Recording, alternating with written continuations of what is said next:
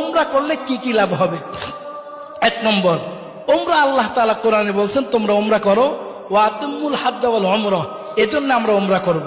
দ্বিতীয় নম্বর ফজিলত, নবীজি হজের আগে ওমরা করছে, এজন্য আমিও ওমরা করব। তৃতীয় নম্বর, যেই ব্যক্তি ওমরা করবে ওই ব্যক্তি নবীজি বলছেন সে যেন আমার সাথে সাক্ষাৎ করলো, সুবহানাল্লাহ।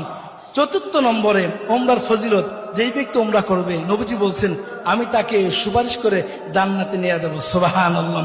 পঞ্চম নম্বরে, ওমরা করতে গিয়ে আমরা বাইতুল্লাহতে নামাজ পড়ি, 1 রাকাত নামাজে 1 লক্ষ রাকাত নামাজ পড়ার সওয়াব পেয়ে যাব, সুবহানাল্লাহ। 6 নম্বর ফজিলত হলো দুনিয়াতে থেকেই জান্নাতি জিনিস এর মধ্যে চুমা দেওয়ার সুযোগ হয়, যেটা হলো আসওয়াদ পাথর, হজরে আসওয়াদ, এর মধ্যে চুমা দেওয়ার সুযোগ হয়। 7 নম্বরে ওমরা করলে জিন্দেগির গুনাহ মাফ হয়ে যায়। 8 নম্বরে ওমরা করলে